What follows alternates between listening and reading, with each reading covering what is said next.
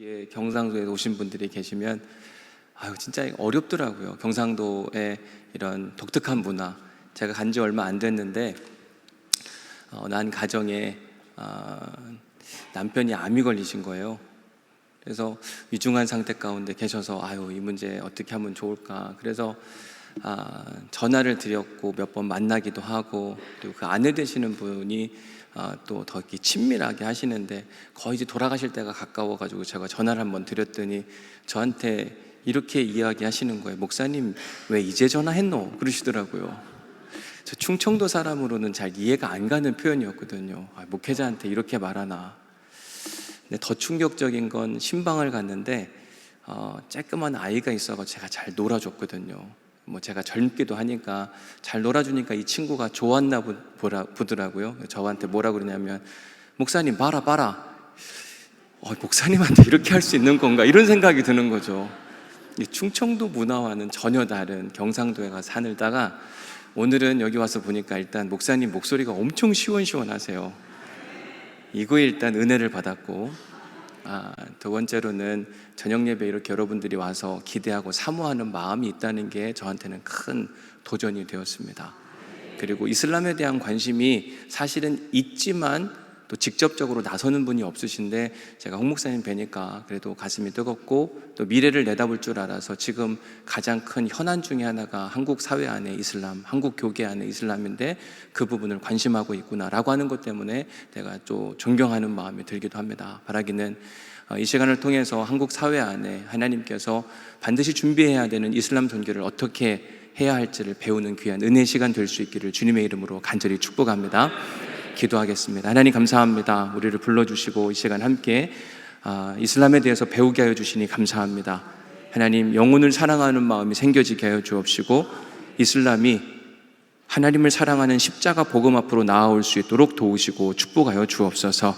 이 시간 우리와 함께 하시고 일하실 것을 믿사오며 예수님의 이름으로 기도드렸습니다. 아멘.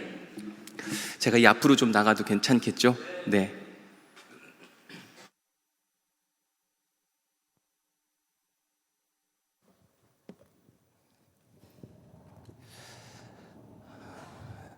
저는 이제 제 소개를 간단하게 해드리면, 아까 목사님 말씀하셨지만 충남 예산 출신이에요. 고등학교까지는 예산에서 나왔고요. 서울로 이제 신학교를 가게 되었고, 지금은 부산에 있는 해운대에 있는 온누리 감리교회라고 하는 곳에서 지금 목회를 하고 있습니다. 온누리 교회에서 목회하기 전에는 서울에 있는 감리교 신학대학교에서 선교학 교수로 학생들을 가르치다가 이제 부산으로 내려가게 됐는데, 그 전에는 미국에서 있었는데 여러분들이 2023년 2월에 많이 들어보셨을 것 같아요. 에즈베리 부흥이라고 하는 표현 많이 들어보셨죠? 제가 2008년부터 2013년까지 저 에즈베리에서 공부를 하게 됐습니다. 저 도시는 아주 특별한 도시더라고요. 일단 기도하는 도시고, 또 복음 때문에 사람들이 모든 걸 절제하는 도시. 그러니까 부흥이 일어나는 곳은 이런 은혜와 역사가 있구나. 여러분, 저기서는요, 아까 이제 홍 목사님 물어보셨는데 미국의 총기 사건이 워낙 많은데 저 도시에 총기 사건이 있나요? 저 도시는요, 자전거 하나만 없어져도 난리 나는 동네거든요. 그만큼 삶이 절제되고 이 거룩함을 추구하는 동네 안에서 이 에즈베리 부흥이 막 일어났거든요. 바라기는 파남 장로교회 안에도 이 부흥이 온전히 일어날 수 있기를 주님의 이름으로 간절히 축복합니다. 제가 이곳에서 공부한 건 뭐냐면, 제 논문 제목이 그렇습니다. 이슬라믹 다와 인 코리아. 한국 사회에서 이슬람의 선교가 어떻게 진행되었는가. 한국말로는 21세기 한국 무슬림들의 개종사례 연구라고 하는 것으로 제가 글을 써서 기고를 했는데, 아마 여러분들이 인터넷에 찾으면 금방 찾아볼 수 있지 않을까, 그런 생각을 해보게 됩니다. 저 밑에 계신 분이 제 지도 교수님인 테리 먹이라고 하는 교수님인데, 어느 날 저에게 숙제를 내주셨는데 뭘 내주셨냐면, 종교와 문화의 상관관계에 대해서 한번 페이퍼를 써보십시오. 어느 한 사회에 문화가 형성될 때에는 종교가 영향력을 미치게 되는데, 한국 사회에서는 어떤 종교들이 영향을 미쳐서 한국 문화를 만들어냈는가 한번 연구해 보시라, 이렇게 숙제를 내줬습니다. 자, 여러분, 저는 이제 오늘 여러분들과 함께 호흡을 하는 게 중요하고, 이렇게 하다 보면 여러분 마음속에 남는 게 있지 않을까 생각이 드는데, 잘 생각해 보십시오. 한국 사회 안에 영향을 끼친 종교가 뭐가 있을까? 뭐가 있을까요? 불교 있고, 또 유교도 있고, 또 기독교도 있고 또 뭐 천주교도 있고 다 여러 가지가 있을 수 있는데 우선은요. 연세대학교에서 가르치신 그 유동식 박사님이 한국 종교와 기독교라고 하는 책을 쓰셨는데 거기에 보니까 원시 사회에서는 샤머니즘이라고 이야기하는 이 종교가 이건 뭐 우리나라뿐만 아니라 모든 곳이 다 그렇습니다. 원시 사회에서는 샤머니즘이 굉장히 큰 영향력을 미치고 신라와 고려 시대에는 불교, 조선 시대에는 유교, 20세기 들어서는 기독교. 대부분의 책들이 다 한국 종교와 문화에 대한 이야기를 할 때 비슷한 패러다임으로 가요. 그런데 제가 한 책을 만났는데 그 책이 뭐냐면 Religious Culture in Korea, 한국 사회 안에 종교 문화가 무엇이냐라고 하는 차원에서 비슷한 패턴으로 갑니다.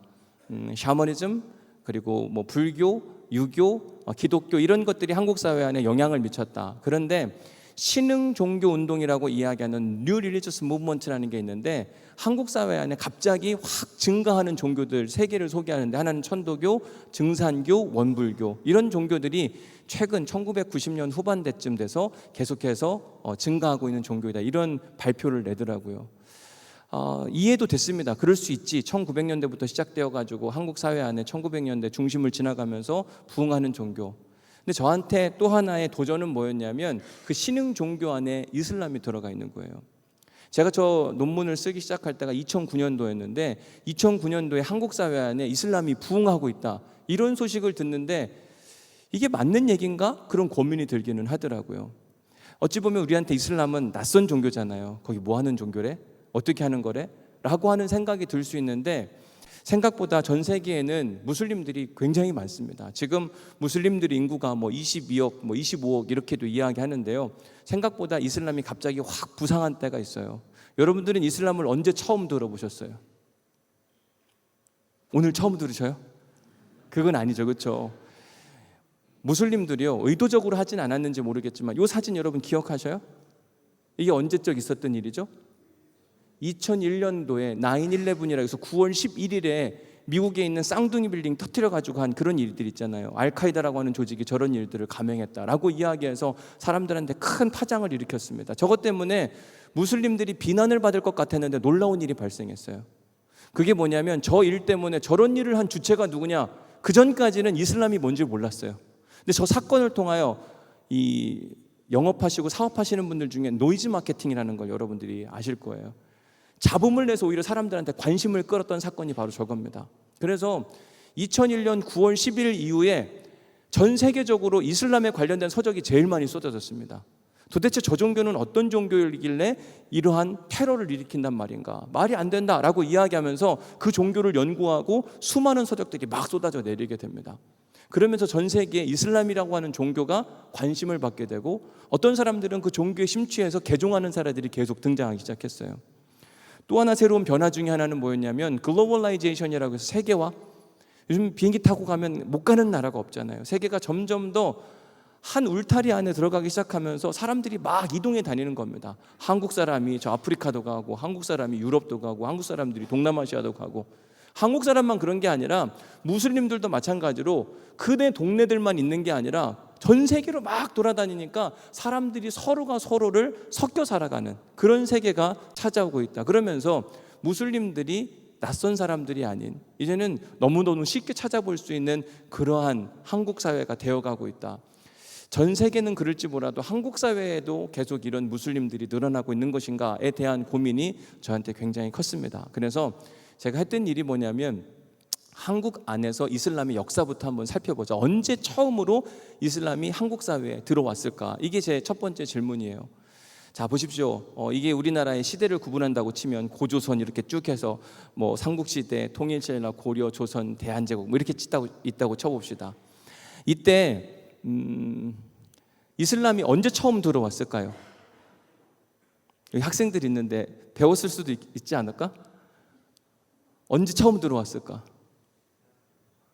대한제국 때 20세기 막 이제 들어서서 또 다른 분 어차피 모를 것 같은데 찍으세요. 답을 해드리면 되니까. 신라시대 또 이슬람에서 아주 중요한 사람 중에 한 사람이 이분이세요. 이희수 교수라는 사람인데 이분은 한양대 석좌 교수고 문화인류학을 가르치는 사람입니다. 근데 이 사람은 본인 스스로가 무슬림 전도자라고 대놓고 이야기하고 강연도 굉장히 많이 하는 사람입니다. 그리고 국가 보조금을 타가지고 한국과 이슬람의 교류 역사를 연구한다고 해서 국고 보조금도 엄청 받아가는 사람이에요. 이 사람이 한국 이슬람 교류사라고 하는 책을 썼는데 이 책에서 이슬람에 대한 이야기를 하면서 언제 처음 들어왔느냐 이야기할 때 통일신라 시대 때 처음 들어왔다고 이야기합니다. 그러니까 사실은 그러면 흔적과 역사적 기록이 있냐 이렇게 물어볼 수 있는데, 우리가 역사책에서 배울 때 당나라라고 하는 나라가 중국에서 7세기부터 한 10세기까지 큰 힘을 발휘하게 되는데, 수나라가 멸망하고 당나라가 딱 등장하기 시작하면서 당나라가 중심적으로 했던 게 뭐냐면 국제무역이었어요. 그래서 당나라를 중심으로 해서 서쪽으로서 오는 민족을 우리가 회회족이라고 불렀습니다. 그런 사람들은 다 중동에서 실크로드를 따라서 비단길을 따라서 오는 사람들이었어요. 이때 우리나라가 통일신라 시대였기 때문에 신라도 마찬가지로 무역을 하러 이 당나라 이 수도였던 서한이라고 하는 곳에 가서 함께 지내게 됩니다. 그래서 저들이 함께 모여 살던 동네 이름을 뭐라고 이야기했냐면 회회방 그리고 신라방. 아마 역사 시간에 이 신라방에 대한 이야기는 여러분들이 들어봤을 거라고 생각이 들어요. 그래서 맨 처음에 한국 사람이 무슬림들, 이슬람을 믿는 사람들을 처음 만나게 된 계기는 뭐냐면 우리나라가 아니라 중국 땅에서 만나게 돼요. 그래서 영향을 받는 일들이 굉장히 많아졌는데 특별히 여러분 그 콜럼버스가 15세기 후반에 세계 일주를 하게 되고 신대륙을 막 발견했다고 이야기하지만 사실은 그보다 더 앞서서 세계 여행을 하고 심지어 세계 지도까지 만든 한 사람을 여러분들에게 소개해 드리면, 여기서 보시는 이 가운데 있는 지도가 무함마드 알 이드시라고 하는 사람이 1154년에 세계 지도를 그렸어요. 세계는 이런 모양으로 가지고 있다. 이때 어디 이름이 등장을 하냐면 신라라고 하는 이름이 등장을 해요. 그래서 여러분 사진 보시면 맨 오른쪽에 6개의 섬으로 되어 있는 그 나라, 거기 있죠. 그게 신라인 거예요. 그러니까 어찌 보면 저 사람이 신라에 대해서 듣고 그림을 그리기는 했는데 신라를 직접 와보지는 않은 것 같아요. 왜냐하면 우리나라는 섬나라입니까 아닙니까? 아니잖아요. 그러니까 아마 섬에서 왔던 어떤 사람들이 자기가 사는 동네 이야기를 했을 텐데, 내가 사는 동네는 섬이야, 내가 사는 나라는 신라라는 나라야 라고 이야기를 하고 그 이야기를 듣고 아마 그림을 그리지 않았을까 학자들은 추정하는데, 분명한 사실은 뭐냐면 1154년에 만들어진 세계 지도 안에 신라라고 하는 이름이 들어있다고 하는 것에 우리가 한번 주목해 봐야 될 필요성이 있다고 이야기를 하는 겁니다. 그것 이외에도 역사책에 보면 이 고대의 이 중동에 있는 역사책에 보면 신라에 대한 이야기가, 아니 중동 사람들이 신라를 와보지 않고 어떻게 하냐고요. 신라를 뭐라고 표현했냐면, 우선 이분 쿠르다비드라고 하는 사람이 왕국과 도로 총람에서 보면 동쪽 칸수의 나라 맞은편에 신라라는 나라가 있는데 그곳은 산이 많고 왕이 많은 나라이다. 그곳에는 금이 많다. 이곳에서 생성되는 물품으로는 비담, 검, 알로에, 도기 이런 것들이 쭉 있다고 이야기합니다. 또 알마크시라고 하는 사람도 신라에는 집을 비단과 금실로 수놓은 천으로 단장한다. 아마 이게 다 들어서 그런 게 아닐까라는 생각이 들긴 하는데, 중요한 건 굉장히 긍정적으로 묘사하고 있다는 거예요. 여러분, 중동에서 온 사람들한테 신라는요 천국과 같은 곳이었습니다. 왜냐하면 중동은 뜨겁고 모래사막 가운데 사는 그런 곳인데, 신라라고 하는 나라는 보니까 사계절이가 있고 먹고 살만하고 사람들이 그곳에 가면 정말 천국처럼 산다는 이야기를 들으니까 사람들에게 흠모의 대상으로 쭉 이야기를 꺼냈던 그런 이야기가 우리나라에 있었던 게 아니라 중동에 다 지금 보십시오. 10세기, 13세기 이런 때 다 쓰여진 책 안에 신라에 대한 이야기가 고스란히 묘사되어 있는 걸 보게 됩니다. 그리고 경주에 가면 서역인상이라고 외국의 형태의 모습을 가지고 있는 어떤 상이 세워져 있는데, 저것 역시 보면 한국인의 상이 아니에요. 아마 저것도요 통일신라 시대 때 아마 중국에 가서 그런 서역인을 만나고 서양 사람을 만나고 그 모습을 본따서 저기에 세운 것이 아닐까 학자들은 그렇게 이야기하기도 합니다. 그래서 이희수 교수라고 하는 사람은 뭐라고 이야기하냐면, 한국 이슬람에 처음 영향력을 미친 시기는 통일신라 시대인데 그때는 간접적인 영향을 미쳤다 이렇게 이야기를 합니다. 직접적으로 한국 땅에 오기보다는 중국에서 만나서 중국 안에서 한국 사람들에게 영향을 미친 그 시대. 그런데 이 이야기가 통일신라 시대를 넘어서 고려 시대에 와서는 완전히 달라지게 됩니다. 고려 시대의 국제 정세 중에 하나가 뭐냐면 원나라가 등장을 하기 시작합니다. 여러분 징기스칸 알잖아요. 징기스칸의 손자인 쿠빌라이 칸이라는 사람이 있는데 그 사람이 이제 원나라를 완전히 확장시킬 때 전 세계를 쭉 다 점령할 때 어디도 공격을 하려고 했냐면 우리나라도 공격을 하려고 했습니다. 그래서 우리나라가 그걸 끝까지 막기 위해서 1차 항쟁, 2차 항쟁, 3차 항쟁 거의 9차 항쟁까지 가긴 하지만 1259년에 결국은 나라가 망하게 되는, 그러면서 원나라가 이 고려 안에 뭘 설치하냐면 정동행성이라고 하는 걸 설치해요. 그러면서 섭정 정치를 하는데 감나라 배나라 하면서 이건 이렇게 해야 되고 저건 저렇게 해야 된다라고 하는 끊임없는 간섭을 하게 됩니다. 이때 누가 오냐면 이 원나라 사신들이 오는데 이들이 누구였냐면 무슬림들이었어요. 왜 그런가? 원나라가 한참 정복 전쟁을 할 때요, 전쟁을 해야 되는데 각 성읍마다 약점이 있고 강점이 있잖아요. 그때 전쟁에서 승리하려면 강한 군사도 중요하지만 뭘 알아야 되냐면 약점을 알아야 되는 겁니다. 그때 약점을 제일 잘하는 사람들이 누구였냐면 중앙아시아에 있었던 무슬림 상인들이었어요. 왜냐하면 워낙 자주 드나드니까 저 동네 가면 어디는 절대로 가면 안 되고 여기로 들어가면 반드시 이길 수 있다, 이런 정보를 주니까 원나라의 관료들이 자꾸 누구를 등용하냐면 이 중앙아시아에 있었던 무슬림 상인들을 자기들을 안으로 등용을 했던 겁니다. 그리고 고려를 딱 점령하고 나서 수많은 무슬림 관료들을 한국 땅에 보내게 돼요. 그래서요, 이슬람의 최초 사원이 고려 시대의 개성에 세워져요. 예궁이라고 하는 이슬람 사원이 지금으로부터 한참 전 고려 시대 때 한국 땅에 세워지는 특별한 일들이 일어나게 됩니다. 그리고 역사 시간에 또 여러분들이 배웠을 만한 그런 일 중에 하나가 뭐냐면 병란도, 예성강 입구 하구에 국제무역 항구가 있었는데 이 병란도에서 했던 일들 중에 하나가 뭐냐면 한국 사람과 아랍 사람들이 물물 교환을 하는 겁니다. 아랍 사람들이 와서 팔았던 것은 뭐냐면 비단 장수 이런 표현을 하잖아요. 그러니까 와서 비단 팔고 향수 팔고 이런 것들을 팔았어요. 우리는 뭐 팔았을까요? 고려 시대 그럼 뭐가 유명하죠?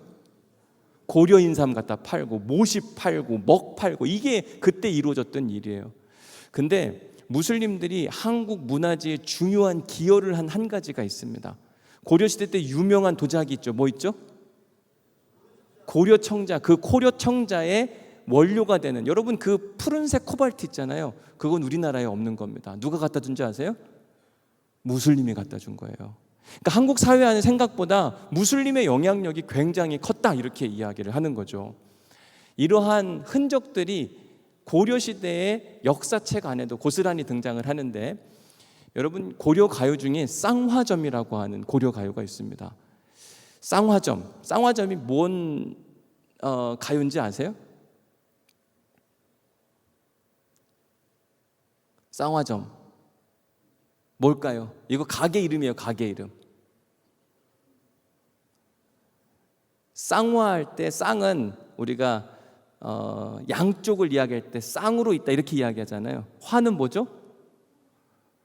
꽃도 화. 음식 중에 꽃처럼 생겼는데 양쪽이 이렇게 비슷한 게 있어요. 여러분들이 좋아하는 겁니다. 지금도 드시는 거. 쌍화차. 너무 그건 1차원적이고 그거 말고 좋아하는 거예요. 아마 오늘도 드시고 오신 분이 계실지도 몰라요. 뭘까요? 꽃같이 생겨가지고 음식 중에 명절 때 막 빚고 송편 비슷한 거 있잖아요. 만두 가게가 쌍화점인 거예요. 그러니까 그 당시에 쌍화점 만두 가게가 있었는데 그 주인이 누구였냐면 회회압이 무슬림이었던 거예요. 근데 이 가요가 주는 의미가 뭐냐면 이런 겁니다. 잘 보십시오. 만두집에 누가 만두를 사러 갔대요. 그런데 회회아비가 손목을 쥐었대요. 아니 만두집에 만두를 사러 갔는데 만두집 주인이 온 그 손님의 손목을 쥐었대. 이게 무슨 얘기예요? 성적인 타락을 이야기하는 겁니다. 한국 땅에 들어온 이 무슬림들이 만두집을 하는데 만두 가게를 하면서 그 안에 힘없고 연약한 여성들을 성추행한들을 한 이야기를 풍자하는 이야기가 바로 이 쌍화점의 이야기예요. 이 외에도 이련 스님이 쓴 삼국유사, 여기에 보면 처용가가 등장을 하는데 여러분, 이 처용가에 보면 저 사람 얼굴 한국 사람 같습니까? 아닌 것 같습니까? 이상하잖아요. 근데 고려시대에 저런 얼굴이 있다는 게 진짜 신기한 거죠. 그런데 이런 표현이 있어요. 서랍을 밝은 달 아래 밤 늦게까지 놀다가 집에 들어와 잠자리를 보니 다리가 넷이어라. 어떤 남자가 있는데 자기가 밖에 나가서 놀다 왔대요. 그런데 집에 와서 보니까 아내만 있어야 되는데 다리가 넷이라는 겁니다. 이게 뭔 얘기예요? 이것도 똑같이 마찬가지로 무슬림들의 성적 타락을 풍자한 이야기가 바로 이런 역사책 안에 고스란히 들어가 있는 겁니다. 왕이 나라 동쪽을 둘러볼 때 어디서 왔는지 알 수 없는 네 사람이 왕 앞에서 노래를 부르고 춤을 추었다. 그런데 그 사람 모습이 눈이 움푹 패이고 저 사진에 보이는 그런 모습이죠. 코가 우뚝 솟아 무섭게 생기고 차림새가 괴상했다. 바로 이게 고려시대 때 중앙아시아에서 왔던 무슬림들을 대표적으로 이야기하는 그런 모습이었습니다. 통일신라 시대 때 이런 일이 있었고 또 고려시대 때 이런 일이 있었어요. 조선시대에는 무슬림들이 있었을까요? 없었을까요? 골라보세요. 있었을까요? 없었을까요? 네, 있었습니다. 언제 있었는가? 우선 조선시대가 등장을 하면서 숭유억불 정책을 썼습니다. 그러니까 고려시대의 종교가 불교였다고 한다면 불교를 키워주면 이전에 정권을 가진 사람들이 힘을 갖는다 생각이 들어서 우선 새로운 정권이 들어서면서 불교를 자꾸 억누르고 무엇을 키웠냐면 새로운 종교 유교를 가지고 와서 유교를 자꾸 띄워주는 일들을 하게 됐어요. 그래서 조선 초기에는 신기하게 불교보다 이슬람이 훨씬 더 위에 높은 자리에 위치하는 것을 보게 됩니다. 특별히 조선왕조실록에 보면 이런 이야기들이 있는데요. 조선왕조실록에는 이슬람에 관련된 용어, 회회교, 회회인, 회회사문, 도로, 회회청 이런 용어들이 나오게 된다. 회회교는 이슬람교를 말하는 것이고 회회인은 회회교를 믿는 사람 중에서 외국에서 온 사람들을 이야기한다라고 이야기하면서 이슬람이 조선시대에도 분명히 힘을 발휘하고 있었다. 그런데 놀라운 사실은 뭐냐면 이슬람이요, 우리로 말하면 지금 이 시대에 조찬 기도회를 인도하기도 했어요. 그 얘기가 어디 있는가? 조선왕조실록에 보면 이렇게 되어 있습니다. 회회교는 의관이 보통과 달라서 사람들이 보고 우리 백성이 아니라 하여 더불어 혼인하기를 부끄러워합니다. 이미 우리나라 사람인 바에는 마땅히 우리나라의 의관을 쫓아 별다르게 하지 않는다면 자연히 혼인하게 될 것입니다. 또 대조회에서 이 대조회라고 하는 것이 큰 회의를 이야기하는 겁니다. 우리로 말하면 국회를 이야기하든지 그러겠죠.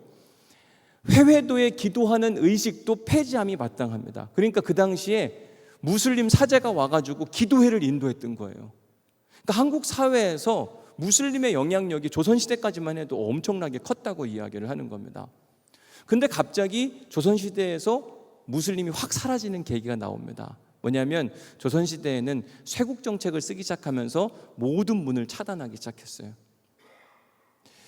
특별히 조선화되는 것이 매우 중요하다고 생각했는데 무슬림들은 무엇을 안 했냐면 조선 사람처럼 살기를 원하지 않았어요. 그들은 그들이 가지고 있는 의복을 입기를 원했고 그들이 사용하는 말을 그냥 사용하기를 원했습니다. 그러니까 이렇게 이야기를 하는 거죠. 아니, 우리나라 사람이 됐다고 이야기한다면 우리나라의 의관을 쫓아 입어야 되는데 그것도 입지 않고 자기 멋대로 하는데 저 인간들을 그냥 내버려둬서 되겠습니까? 라고 이야기하면서 저 사람들을 내쫓읍시다 라고 하는 이야기와 함께 조선시대에서 조선왕조 500년 동안 이제 이슬람은 완전히 사라져서 더 이상 이슬람에 대한 이야기가 등장을 하지 않습니다. 그러다가 언제 이제 이슬람이 한국 사회 안에 다시 힘을 발휘하기 시작하는가? 이제 20세기가 되기 시작하면서 한국 사회 안에 다시 무슬림의 이야기가 등장을 해요. 여러분들이 기억하시기에 이슬람이 우리나라에 들어온 계기 20세기에 어떤 사건이 있을 때 들어왔을까요? 역사를 돌이켜보면 이슬람이 분명히 들어왔거든요. 언제였을까? 대부분의 많은 사람들이 아마 한국전쟁 터키 군이 막 들어왔을 때 이 이야기를 하는데 사실은 그것보다 더 일찍 들어오는 계기가 있습니다. 1917년에 러시아의 볼셰비키 혁명이라는 게 일어났는데요. 그때 중앙아시아에 살던 무슬림들이 엄청난 핍박을 받고 더 이상 러시아에 살 수 없다 그래가지고 남아에서 어디로 오게 되냐면 한국 땅으로 오고 싶어 합니다. 근데 1917년 그러면 이 땅을 점령하고 있던 게 누구였죠? 일본이었어요. 그래서 일본 제국, 일본 정부에다가 우리가 이 한국 땅에 살고 싶은데 허락해 주십시오라고 이야기합니다. 일본 사람들 허락해 줬을까요? 안 허락해 줬을까요? 허락을 해줬어요. 그래서 그 사람들이 한 200명 정도가 내려왔는데 200명이 신의주부터 시작해가지고 서울, 천안, 여기 대전에서도 살았네요. 대전, 대구, 부산에까지 쫙 흩어져서 살게 됩니다. 근데 이 사람들이 장사를 잘했어요. 어떤 장사를 잘했을까요? 이 사람들이 아주 주로 했던 사업이 있어요. 뭘 팔았을까요? 제가 몇 번 이야기했는데 저 사람들이 그러니까 좋은 거 갖고 있는 거, 그쵸? 비단 장수, 비단을 파는. 그래서 저 사람들이 했던 일들 중에 하나가 뭐냐면 포목상을 했어요. 근데 한국 사람들이 이 비단을 너무너무 좋아하는 겁니다. 그러니까 한국 사람들이 돈 벌어서 비단 사서 한복 해입고 이런 일들을 한국 사회에서 많이 하니까 돈은 다 지금 누가 받는 거예요? 무슬림들이 받는 거예요. 한국 땅에 온 외국인 무슬림들이 막 돈을 벌어서. 근데 저 돈을 갖다가 어디다 쓰냐면 누구한테 줘야 저들이 잘 먹고 잘 살을까요? 일본 사람들한테 갖다 주는 거예요. 그러니까 한국 땅에 와서 저들이 정착해서 장사 잘해가지고 그 돈 다 누구 거냐면 한국 사람들 돈이에요. 실컷 벌어다가 다 지금 누구에다가 다 바치는 거냐면 일본 사람한테 바치는 겁니다. 이걸 한국 사람들이 모를 리가 없어요. 그러니까 1945년 해방이 됐을 때 저 사람들 한국 땅에 남아 있을 수 있었을까요? 없었을까요? 다 쫓겨나가죠. 저런 인간들을 왜 우리가 함께 살아야 되냐? 함께 쫓아내는 겁니다. 그래서 그때부터 다시 한번 한국 사회 안에 이슬람이 그렇게 뿌리를 내리지 못하는 것 같았어요. 근데 제가 한국 역사를 쭉 점검하면서 보니까요, 뭐가 있냐면 신기하게 아주 오랫동안 이슬람이 한국 땅에 뿌리를 내리고 지내는데 개종했다는 이야기가 그렇게 많지 않아요. 그러니까 어찌 보면 한국 사회 안에 그렇게 오랫동안 뿌리 깊게 전도하고 저들의 종교를 막 전파했을 텐데 왜 개종자가 없을까? 제가 그 이유를 3가지로 정리해 봤는데, 첫 번째, 식민지배 계층이었어요. 식민지배 계층이라고 하는 건 피식민지인들의 것을 빼앗아가고 억압하고 짓밟는 겁니다. 그런 사람들이 그들이 이야기하는 알라를 믿으라, 믿겠냐고요? 안 믿는 겁니다. 두 번째 문제는 뭐냐? 윤리적인 타락. 아까 쌍화점 이야기했죠? 삼국유사에 나오는 처용가 이야기했죠? 저들은요, 윤리적으로 타락한 모습을 너무너무 많이 보여줍니다. 그렇게 윤리적으로 타락하고 이 내가 믿는 종교 믿어봐라, 될까요? 안 될까요? 이것도 마찬가지로 실패해요. 세 번째는 뭐냐면 상황화의 부재. 자, 여러분 한국에 왔으면 사실 한국 사람처럼 살아야 되잖아요. 근데 저들은 우월의식이 있어가지고요, 한국 사람처럼 살기를 자꾸 거부하는 겁니다. 그러니까 뭔가 차별대우 당하는 것 같고, 저 사람들은 뭔가 굉장히 우월한 척하고, 그러니까 저 사람들의 이야기가 씨알도 안 믿기는 겁니다. 그래서 통일신라 시대부터 대한제국 1945년대까지 올 때까지 개종자에 대한, 저들이 한국 사회에서 어떤 일을 했는지에 대한 이야기는 쓰여져 있는데 누가 개종했더라라는 이야기가 없다는 거예요. 우리가 이게 기독교 선교할 때 꼭 생각해 봐야 되는 겁니다. 우리가 어느 선교지에 가서 우월의식을 갖고 있거나 성적인 윤리적인 타락의 모습을 보이면 선교한다? 있을 수 없는 일이라고 하는 거죠. 근데요, 한국 사회에서 이슬람이 완전히 탈바꿈하는 아주 중요한 계기가 아까 여러분들에게 이야기했던 1950년 한국전쟁 때 일어나요. 약 한 5,400명 터키의 한 개의 여단이 부산으로 들어와서 우리를 위해 싸워주기 시작하는 거예요. 이전까지는 우리를 위해 희생하는 게 아니라 우리를 짓밟던 종교였는데 갑자기 우리를 위해 대신해서 피를 흘려주는 형제의 나라가 되었어요. 그러니까 저 때부터는요, 개종하는 사례가 막 등장하기 시작을 하는 겁니다. 아니, 이렇게 좋은 종교를 우리가 어찌 믿지 않을 수가 있겠냐 이야기하면서 1950년 이후부터 한국 사회의 이슬람은요, 이상한 종교, 나쁜 종교가 아니라 좋은 종교로 완전히 인식의 전환이 이루어지게 돼요. 그리고 한국 사회 안에 한참 한국전쟁 이후에 힘들고 어려울 때 우리가 중동에 가서 돈을 벌 수 있도록 기회를 제공해 주잖아요. 이게 얼마나 좋은 나라예요. 먹고 살 게 없어갖고 힘들고 어려운데 우리에게 일자리를 제공해주고 충분한 돈을 주네. 아, 저 나라는 진짜 좋은 나라다. 저 사람들이 가지고 있는 종교도 좋은 종교일 가능성이 많다라고 하는 이미지의 변화가 확실히 일어나게 됩니다. 그래서 박정희 정부 때 너무 고마워가지고 1976년에요. 지금 여러분 서울로 올라가다 보면 경부고속도로 타고 가서 한남대교 딱 지나다 보면 한남대교에서 대각선으로 이렇게 보면은요, 거기 이슬람 사원 부지가 있거든요. 가장 이태원 용산 일대에서 가장 잘 보이는 곳에 땅 부지를 이제 헌납을 합니다. 그래서 그때 처음으로 한국 사회 안에 현대식 이슬람 사원이 지어지기도 해요. 그만큼 한국 사회 안에 이슬람이란 종교가 많은 사람들에게 호의적으로 바뀌어지는 그런 계기가 되기도 하는 겁니다. 그 이외에도 이제 21세기가 되기 시작하면서 많은 변화들이 나타나서 우선 최근에 일어난 일들이에요. 한국 사회 안에 외국인 노동자로 들어오는데 무슬림들이 생각보다 굉장히 많습니다. 저 사람들이 와서 해주는 일이 뭐냐면 우리가 하고 싶지 않은 일들, 소위 3기 업종이라는 일들에 저 사람들이 다 투입돼서 일을 하는 겁니다. 뿐만 아니라 경기도 일대와 지금 제가 이제 지내고 있는 이 경상도 일대에 외국인 거주 비율이 계속해서 증가하고 있습니다. 그것은 외국인 노동자뿐만 아니라 유학생도 오게 되고 뭐 관광객들, 사업하시는 분들 이러면서요, 계속 한국 땅 안에 무슬림 숫자가 증가하고 있는 모습들을 보게 돼요. 또 하나 요즘에 계속해서 증가하고 있는 것 중에 하나가 외국인 유학생들, 아마 대전에도 굉장히 많을 거라고 생각이 드는데 저는 부산에 있다 보니까 부산이 서울로부터 제일 멀잖아요. 그러니까 무너지는 대학의 속도가 굉장히 빠르거든요. 저희 교회에도 대학 교수님들이 많은데 계속 걱정이 뭐냐면 학생들 유치, 이것 때문에 엄청 스트레스를 받더라고요. 근데 지금 외국에서 온 학생들이 학교에 재정을 채워주는 겁니다. 근데 그 안에 무슬림들의 숫자가 생각보다 많다고 이야기를 하는 거죠. 그러니까 저 친구들이 없으면 대학이 무너지고, 대학이 무너지면 지역 경제가 무너지고, 지역 경제가 무너지면 교회도 영향을 미치게 되더라고요. 그러니까 야, 이게 생각보다 어려운 얘기구나라는 생각이 들기도 하더라고요. 외국인들 한국에 관광 오는 숫자가 늘고 있는데 무슬림들 숫자도 꾸준히 계속 늘고 있거든요. 한국 사회 안에 무슬림들이 여행을 오잖아요. 그러면 나타나는 변화 중에 하나가 무엇인가? 뭐냐면요, 저들은 먹는 음식이 정해져 있어요. 우리처럼 아무거나 다 먹지 않고 저들은 할랄 푸드라고 해서 먹는 음식이 따로 정해져 있는 겁니다. 그래서 한국 사회 안에서 사실은 경제가 활성화되기를 소망하는 마음 가운데 이 할랄 산업을 하시려고 하시는 분들이 생각보다 굉장히 많거든요. 근데 이거를 포기할 수가 없는 게, 잘 보십시오. 2020년에 19억이에요. 2030년에 22억이라고 이야기합니다. 할랄 시장을 잘 개척하면은요, 22억 인구가 그걸 먹게 돼요. 소위 대박 나는 거거든요. 저거 안 할 사람이 누가 있겠는가? 돈이 엄청 중요한데, 그렇지 않을까요?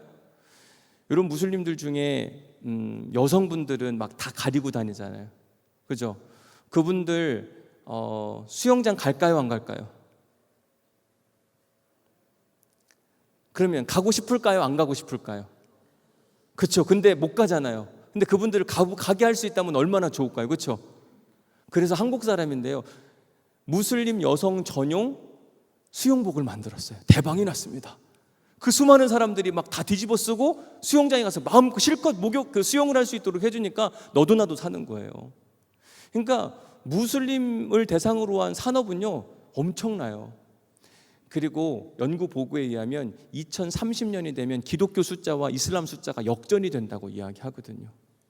그러면 기독교인들을 대상으로 비즈니스를 하는 것보다 무슬림을 대상으로 비즈니스 하는 게 훨씬 더 유리한 거라니까요. 그래서 할랄 시장이 끊임없이 계속 증가하고 있습니다.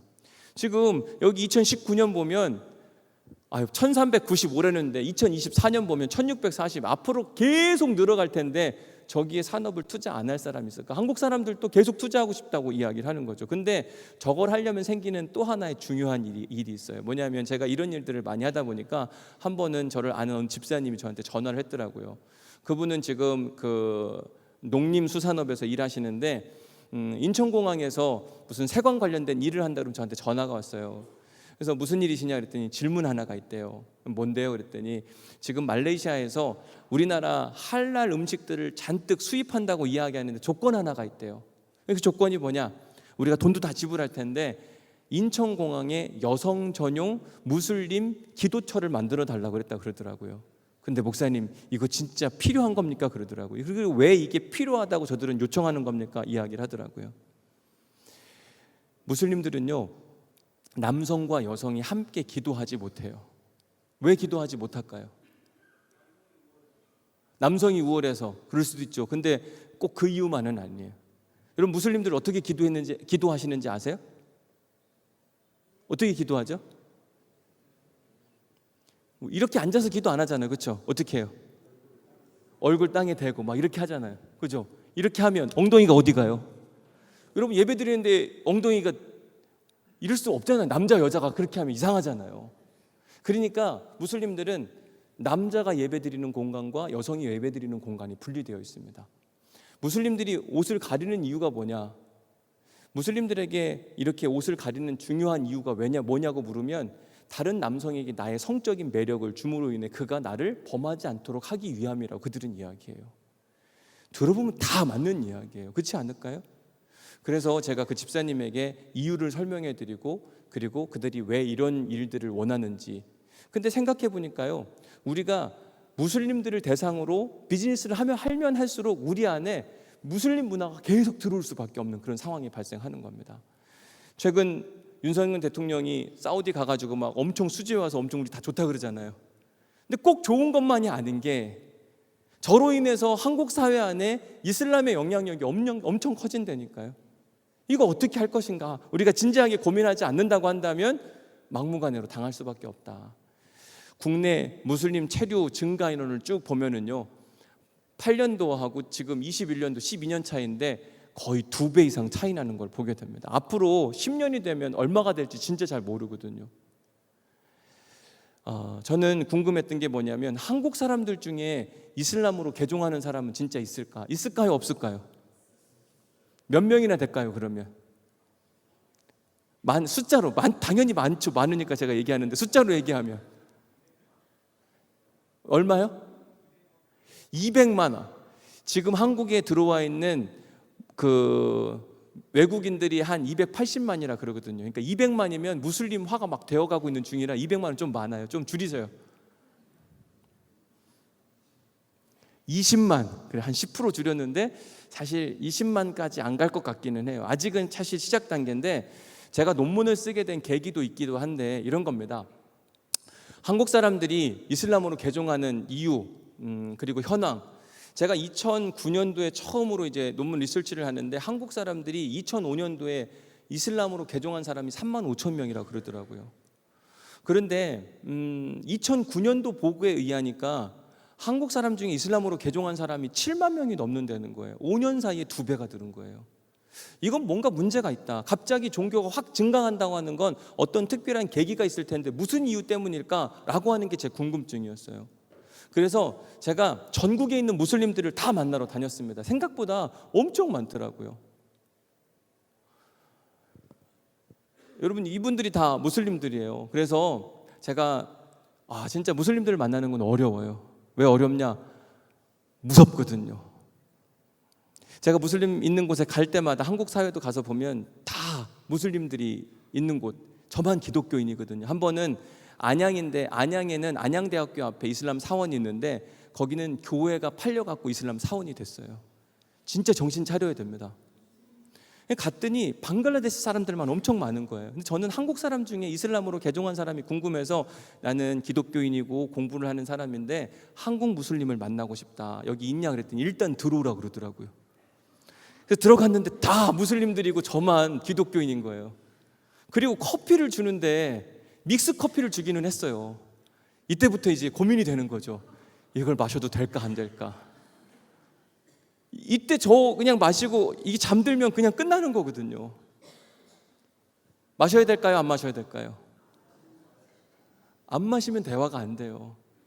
마셨는데 뭐 특별한 일은 없더라고요. 근데 무슬림들을 만나러 갈 때마다 두려워요. 한 번은 제가 학생을 가르치는데 저보고, 교수님 한번 갈 데가 있대요. 그래서 어디 가야 되는데, 인천에 가면 좋은데 인천에 난민들이 와서 지내는 곳인데 한번 좀 같이 가서 상담도 하고 얘기를 해주면 좋겠다. 그래서 제가 수업 끝나고 한 밤 9시쯤 갔거든요.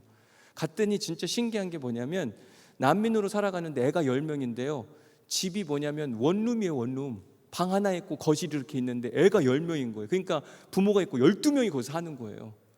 와, 진짜 신기하다. 그런데 가서 이런저런 얘기를 하려고 그랬는데 그 남편이 그때 갑자기 칼을 가는 거예요. 왜 하필 그때 칼을 가냐고요. 그러니까 이슬람권에 가기도 그렇고 무슬림들을 만나면 항상 마음에 두려움이 있는 거예요. 제가 리서치를 위해서 그 이스라엘에 가서 지내는데 이스라엘은 지금도 분쟁이 있지만 팔레스타인의 수도가 라말라라는 데거든요. 라말라에 한번 들어갔는데 거기는 내비게이션도 안 터져요. 그래서 길을 잃으면 그때부터 긴장하니까요. 진짜 앞에 있는 선교사님을 절대 놓치지 않기 위해서 운전하는데 온 힘을 다 집중하는 겁니다. 그러니까 생각보다 무슬림들이 전 되게 무섭더라고요. 그런데 논문을 쓰려고 하니까 안 만날 수가 없는 거죠. 그러니까 어느 때는 가서 저기 이슬람 사원 가서 잤다니까요. 왜냐하면 그래야 만나주고 대화를 하니까 대구 가서도 자고요. 저 파주 가서도 자고 미친 사람처럼 했어요. 제가 이슬람인지 기독교인지만 헷갈릴 정도로 최선을 다해서 막 했거든요. 근데 생각보다 한국 사회 안에 이슬람으로 개종한 사람들이 너무너무 많더라고요. 그리고 또 하나 최근에 나타나는 사회적 현상 중에 하나가 뭐냐면 커슬림이라고 하는 사람들인데 한국 사람인데 이 땅에서 태어났어요. 그런데 무슬림의 2세, 이들이 점점 더 한국 사회 안에 증가하고 있는 겁니다. 이러면서 생기는 사회적 변화, 일어날 수 있는 변화가 뭐냐면 첫 번째, 여러분 이건 실제로 지금 일어나고 있는데 최근에 전라도 광주에서요 무슬림이 학교 급식을 먹는데 우리는 할랄만 먹겠다. 그러니까 학교 급식에 할랄 푸드를 달라고 그런 거예요. 나에게도 인권이 있지 않냐. 그러니까 요즘 인권 엄청 중요하잖아요. 그러니까 학교 내에 이제 할랄 푸드가 따로 들어와야 되는 겁니다. 자, 저들이 군대 가면 예배를 드려야 될 거 아니에요. 예배 드리는데 혼자 못 드린다. 이마음을 군종 장교로 임명해 달라. 그러면 이제 군종 장교로 누가 들어오게 되냐면 이마음이 들어오게 되는 거예요. 그러니까 앞으로 한국 사회 안에요 이런 변화들이 계속 일어날 가능성이 많다고 이야기를 하는 겁니다. 지금 한국 사회 안에 일어나고 있는 크고 작은 여러 가지 변화 중에 하나가 뭐냐면 이슬람 사원이 굉장히 전국적으로 많이 확산되어 가고 있다고 하는 겁니다. 예전에는요 요 정도 지도였어요. 근데 제가 계속해서 추적하고 있는데 생각보다 엄청 많습니다. 저긴 제가 살고 있는 부산 경남 일대거든요. 저기 보세요, 세 보세요, 몇 개가 되는가. 엄청 많습니다. 서울도 보니까 수도권도요 곳곳에 많이 세워지고 있습니다. 제일 큰 곳은 서울에 있는 이슬람 중앙성원이 크지만 작은 기도처들이 끊임없이 생겨나고 있어요. 여러분들이 살고 있는 이 중부권에는 있을까요, 없을까요? 혹시 이슬람 사원 보신 분 있으세요? 대전 이 일대에 다니면서 대전 세종 일대 이만큼이나 있어요. 이 생각보다 우리가 고민해야 될 일들이 진짜 많습니다. 이슬람 사원에서 가보면은요, 저들이 저렇게 예배를 드리는데 이슬람 사원이 엄청 중요하거든요.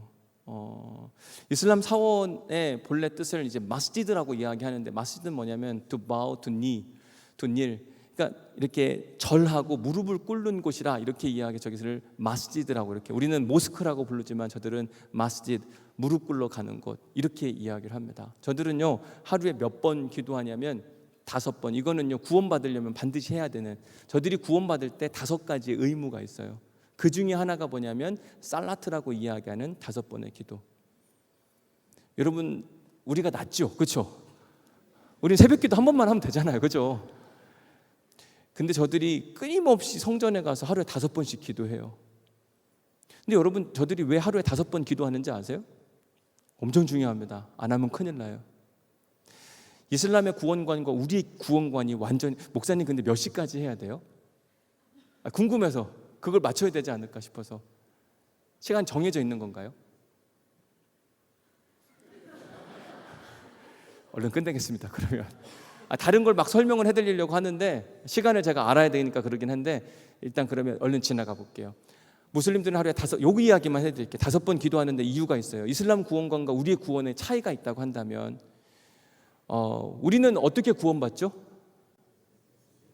예수 그리스도를 믿음으로 구원받는데 무슬림들은 그들의 선한 행위로 말미암아 구원을 받아요. 그래서 마지막 심판 때가 되면 공평의 저울에 추가 있다 그래서 이 사람이 착한 일을 많이 했냐 악한 일을 많이 했냐가 그들의 심판의 대상이 되는 거예요. 누가 그들이 이야기하는 파라다이스 천국 갈까요? 착한 일 많이 한 사람, 악한 일 많이 한 사람? 당연히 착한 일 많이 한 사람이 가겠죠. 근데 기도회가 왜 중요하냐면 기도회 한 번 나올 때마다 착한 일 한 번 하는데 기도회 한 번 나오면 곱하기 20인 거예요. 이해가 되세요? 5번 나오면 그럼 곱하기 얼마가 되는 거예요? 그러니까 예배당에 안 나갈 수가 거기 저기 와서 모스크 와서 기도를 안 할 수가 없는 거예요. 하루에 착한 일 1번 하고 5번 하면은 5번 기도하면 100의 효과가 나타나니까 내가 100번 죄를 저질러도 이게 비교가 안 되는 거 있잖아요. 저는 그래서 교회도 이걸 도입하면 진짜 좋을 것 같아요. 그러면 뭐 새벽기도 안 나올 사람 없고 막 다 그러지 않을까요? 무슬림들의 신앙생활이 그렇다니까. 그들은 자기의 행위를 통하여 구원을 받는다고 생각하기 때문에 그렇게 기도하는 겁니다. 금요일이 되면 우리는 주일날 예배를 드리지만 주말 예배라고 해서 금요일날 저렇게 예배를 드리는데 장관이에요. 지금 이슬람 중앙성원 서울 이태원에 있는 그 성원은요, 안에가 꽉 차서 밖에까지 가득 차서 예배를 드리는 그런 상황입니다. 그리고 저들은 두아라고 해서 개인 기도. 저들은요, 기도할 때 평상시에 이렇게 하루에 5번 기도할 때 개인 기도가 없어요. 그때 항상 저들의 기도는 뭐냐면, 여러분 그런 표현 들어보셨는지 모르겠어요. 알라후 아크바르. 이게 뭐냐면 신은 위대하다라는 뜻이거든요. 저들의 기도는 개인 기도가 아니라 항상 신은 위대하다. 내가 그분께 복종하겠다. 이 기도 말고는 없어요. 우리는 기도하면 뭐 기도하죠? 이것도 필요하고 저것도 필요하고. 이런 기도는 맨 나중이라니까요. 우리가 저들의 신앙을 한번 배워볼 필요성도 분명히 있겠다. 이슬람 사원의 역할이 있는데요. 우선 우리나라는 현재 그렇진 않지만 지금 중동 국가 안에서는 이슬람 사원은 정치, 행정, 재판의 역할을 하는 곳이 이슬람 사원입니다. 그리고 저들의 신학을 발전시키고 또 저들의 종교의 힘을 만들어가는 곳이 바로 이슬람 사원.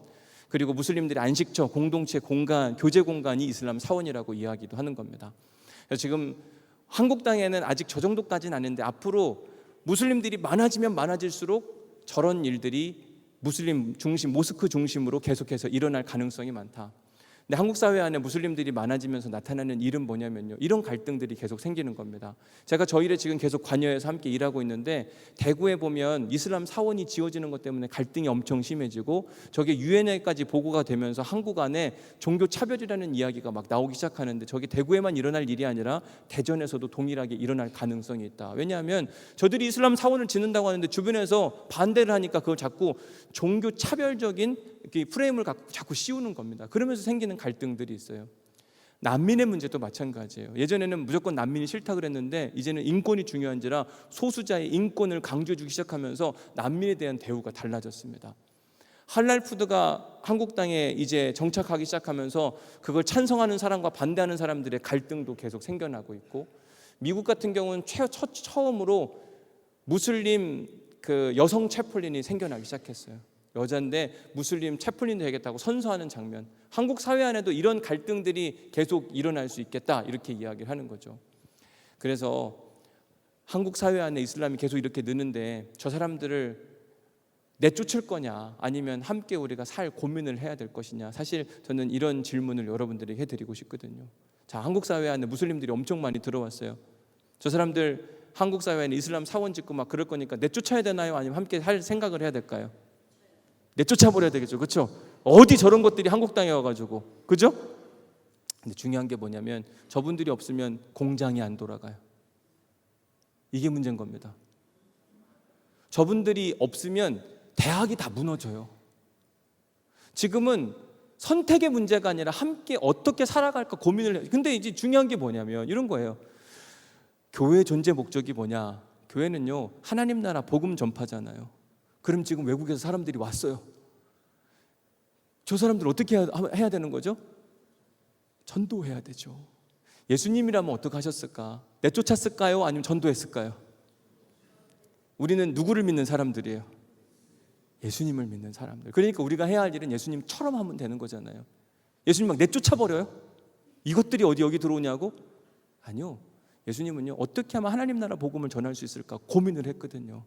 그래서 우리가 진짜 해야 할 일은 뭐냐면 하나님 나라 복음을 어떻게 전해야 할까에 대한 진지한 고민이거든요. 예수님이라면 추방이 아니라 선교를 했을 것이다. 나중에 한번 이 책을 읽어보시면 좋을 것 같은데, 탈기독교 시대의 전도는 어떻게 해야 되는 것인가. 근데 저는 이제 마무리하면서 여러분들에게 마태복음 5장 20절 말씀을 소개해 드렸는데 이런 겁니다. 잘 보십시오. 그러므로 너희는 가서, 하나님 절대로 우리에게 문을 닫으라고 이야기하지 않으셨고 너희들끼리만 예배하라고 이야기하지 않고 가라고 말씀하셨거든요. 어디로 갈 것이냐? 물론 해외도 나가기도 하지만 지금 아니 외국에서 왔으니까 그 사람들을 어떻게 선교할까를 고민해야 되는데 선교하는 방법이 뭐냐면 마태복음 5장 20절. 잘 같이 한번 읽어볼까요? 마태복음 5장 20절 같이 읽습니다. 시작. 내가 너희에게 이르노니 너희의 의가 서기관과 바리새인보다 더 낫지 못하면 결코 천국에 들어가지 못하리라. 여러분, 우리가 무슬림들하고 신앙적인 대결을 하면 누가 이길까요? 누가 이길까요? 우리가 무슬림 이길 수 있을까요? 없을까요? 못 이겨요. 우리 안에 주님이 계시잖아요. 주님 줬다 어디다 써요? 그죠? 우리가 주님이 계시니까 이겨야 돼요. 무슬림들 어떻게 하냐면요, 무슬림들은 예배 드리러 올 때 항상 몸을 먼저 씻어요. 뭐부터 씻냐면 손부터 씻고요, 그 다음에 이 코도 씻고요, 귀도 씻고요, 다 씻어요. 심지어 어디까지 씻는지 아세요? 엉덩이까지 씻어요. 어떻게 신한테 오는데 안 씻고 오냐. 그래서 비데 좋아하시는 분들은 무슬림한테 감사해야 돼요. 무슬림들이 전파한 거라고 그들은 주장하거든요. 근데 여러분 보세요. 만약에 예배 중간에 방귀가 끼고 싶어요. 어떻게 해야 되죠? 껴야 됩니까? 안 껴야 됩니까? 어려운 이야기인가요? 무슬림들은 예배 시간에 방귀를 낄까요? 안 낄까요? 껴야죠. 맞아요. 껴야 돼요. 그런데 끼면 어떻게 하는지 알아요? 가서 씻고 다시 와서 예배 드려요. 여러분, 신께 예배 드리는 걸 그들이요 그냥 하지 않는다니까. 어느 때 보면 우리가 진짜 하나님을 믿는지 그들이 진짜 신을 믿는지 헷갈릴 때가 있어요. 우리는 하나님을 너무 우습게 생각한다니까. 내가 하고 싶은 대로, 내가 예배 드리고 싶은 대로 아무 때나 편하게. 우리 안에 십자가 복음이 사라졌어요. 예수 그리스도의 은혜가 우리 안에 사라졌다니까. 절대 못 이깁니다. 복음 앞으로 다시 돌아가야 돼요. 하나님을 하나님답게 만들어 드릴 때 우리가 무슬림이 들어와도 전혀 문제가 없습니다. 근데 우리 안에 복음이 약해지면 약해질수록 힘을 잃어서 자꾸 맞고 싶은 거예요. 제 친구 목사가 5년 전에 세상을 떠났습니다. 마지막 세상을 떠났는데 백혈병에 걸려서 무균실에 들어가더라고요. 아무런 공격이 없는 곳에 들어갔다 결국 죽는데, 여러분, 자꾸 외부에서 들어오는 공격의 힘이 너무 세다고 우리를 막잖아요. 그럼 우리는 무균실에 갇히는 거예요. 오히려 힘있게 밖으로 나가서 복음을 증거하고 복음의 삶을 살아서 그들보다 더 나은 삶을 통하여 십자가 복음이 얼마나 대단한. 저는 비교 종교학을 공부한지라 여러 가지 종교를 계속 연구해 봤거든요. 근데 세상에 어디에도요 십자가 복음을 이야기하는 데는 없어요. 십자가 복음의 핵심이 뭐냐면 내가 죽어서 남을 살리는 거예요. 근데 다른 종교는 다 자기가 구원받기 위해서 하는 겁니다. 불교, 이슬람, 세상 다 종교 내가 잘 되자고 하는 거예요. 근데 기독교 복음은 뭐냐면 내가 죽어서 하나님의 영광을 위하여, 내가 죽어서 남의 구원을 위하여, 이런 종교를 얘기하는 종교를 제가 찾아보지를 못했어요. 여러분, 십자가 복음은 엄청난 힘을 가지고 있습니다. 그 십자가 복음 앞에 우리가 다시 서서 어떤 세력이 찾아와도 무너지지 않기를 간절히 축복합니다. 복음 앞에 바로 서기만 하면 우리는요, 무슬림이 찾아오든 신천지가 찾아오든 그게 무슨 상관이겠는가. 내가 죽어서 주님의 영광을 위해 산다는데 여러분, 편리주의에 빠지시면 안 돼요. 그러니까 지금 오후 예배도 안 드리고 막 저녁 예배도 안 드리는 교회들이 너무 많은데 지금 이 자리를 지켜서 이렇게 예배한다는 것 자체가 저는 너무너무 흥분되는 이야기거든요. 사랑하는 성도 여러분, 편리주의에 빠지지 마시고 십자가 앞으로 나아가셔야만 해요. 십자가를 남에게 지우려고 하는 자가 아니라 그 십자가를 내가 지려고 하는, 남의 십자가도 내가 같이 가자 이렇게 지고 나아가는 사람들이 많다면 우리는 이슬람이 오든 어떤 종교가 와도 전혀 무너지지 않습니다. 하나님을 하나님답게 하는 우리 모두가 될 수 있기를 간절히 축복합니다. 자, 우리 기도할 텐데요. 첫 번째 우리가 기도할 제목은 하나님 한국교회를 위해 함께 기도하기를 소망합니다. 하나님, 한국교회 안에 교회가 교회다워질 수 있도록 도우시고 축복하여 주옵소서. 생존을 고민하는 것이 아니라 하나님 나라 선교를 고민하는 교회가 될 수 있도록 인도하여 주옵소서. 성도들이 상식적으로만 신앙생활 하려고 하지 않고 살아계신 하나님을 진짜 믿는 믿음 가운데 복음 앞에 바로 서고 복음으로 나아갈 수 있는 은혜의 사람들이 될 수 있도록 인도하여 주옵소서. 이 땅에 무슬림들이 수도 없이 많이 찾아오는데 하나님 전도하게 하여 주옵소서. 이것을 기회로 삼고 저들에게 하나님 나라 복음이 무엇인지를 명확히 가르쳐 줄 수 있도록 축복하여 주옵소서. 이런 마음의 소원을 담아서 우리 주님의 이름을 간절히 3번 부르짖고 우리 함께 통성으로 기도하도록 하겠습니다. 기도하십니다. 주여!